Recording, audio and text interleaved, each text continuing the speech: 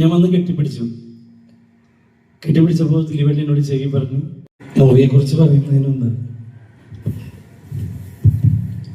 ആദ്യം തന്നെ ദിലീപേട്ടന് ഒരു വലിയ നന്ദി പറഞ്ഞുകൊള്ളുന്നു. എനിക്ക് തോന്നുന്നു കട്ടപ്പനയിലെ ഋതിക് റോഷൻ എന്ന് പറയുന്ന സിനിമ അദ്ദേഹം പ്രൊഡ്യൂസ് ചെയ്തിട്ടുണ്ട്. അത് മാത്രമല്ല, വെൽക്കം ടു സെൻട്രൽ ജയിൽ എന്ന് പറയുന്ന പടത്തിലേക്ക് ഒരൊറ്റ സീനേ ഉള്ളൂ, ഒരു തല്ലുന്ന ഒരു സീനുണ്ട്. ആ സീന് വേണ്ടി എന്നെ വിളിച്ചത് ദിലീപേട്ടനാണ്.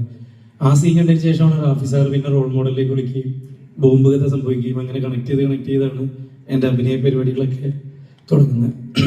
സൗണ്ട് ഇത്തിരി പ്രശ്നമുണ്ട്. പക്ഷെ ഇതിനൊന്നുമല്ല ഞാനിപ്പോൾ നന്ദി പറയാൻ പോകുന്നത്. ഞാൻ ഇവിടെ ഇത്ര നേരം ഇന്റർവ്യൂ ചെയ്തുകൊണ്ടിരിക്കുകയായിരുന്നു. അപ്പോൾ ഓടിപ്പോയിട്ട് ഡ്രസ്സ് മാറിക്കൊണ്ടിരിക്കുകയായിരുന്നു. ദിലീപേട്ടൻ മഞ്ഞിന് മുമ്പ് റെഡി ആവണമെന്ന് പറഞ്ഞിട്ട് റെഡി ആയിക്കൊണ്ടിരുന്നപ്പോഴാണ് ദിലീപേട്ടൻ വന്നു. നേരെ ചാടി ഞാൻ വന്നു. ഞാൻ വന്ന് കെട്ടിപ്പിടിച്ചപ്പോൾ ദിലീപേട്ടനോട് ശരിയാ പറഞ്ഞു, എടാ ഇത്രയും മീഡിയക്കാർ നിൽക്കണേണ്, സൂക്ഷിച്ച് ഞാൻ സിപ്പ് ഇട്ടിട്ടില്ല എന്ന് പറഞ്ഞില്ല.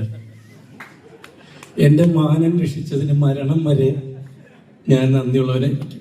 അതാണ് എനിക്ക് ബാക്കിയൊക്കെ വിട്ട് ഞാൻ ദിലീപേട്ടൻ ചെയ്ത എല്ലാ കാര്യം വിട്ട്. ഇതാണ് ഇപ്പം എൻ്റെ, കാരണം അത്രയും മീഡിയ ഉണ്ടായിരുന്നു. അവന്മാരെ പങ്കിട് വന്നപ്പോൾ നേരെ നോക്കാം.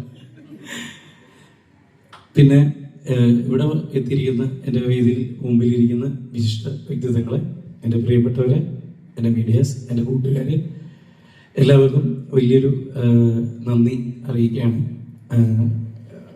ഈ സിനിമ എന്നോട് ജോൺ കുട്ടി ചേട്ടനാണ്, നമ്മുടെ ജോണി ആൻ്റണി ചേട്ടനാണ് ആദ്യമായിട്ട് കേൾക്കണം എന്ന് പറയുന്നത്.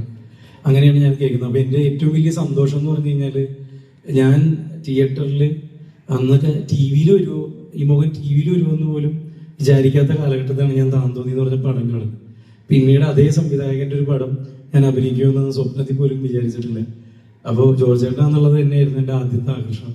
പിന്നെ സന്തോഷ് ചേട്ടൻ്റെ ശക്തമായിട്ടുള്ള ഒരു തിരക്കഥ ഉണ്ടായിരുന്നു.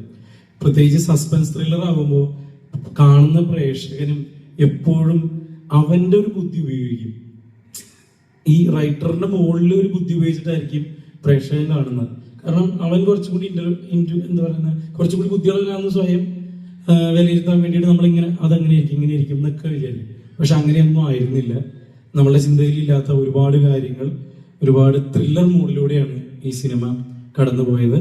അപ്പോൾ ഇതൊരു നല്ല മികച്ച ത്രില്ലർ സിനിമയായിരിക്കുമെന്ന് ഉറപ്പ് തന്നുകൊണ്ട് വീണ്ടും എല്ലാവർക്കും നന്ദി. ദിലീപേട്ട വീണ്ടും നന്ദി.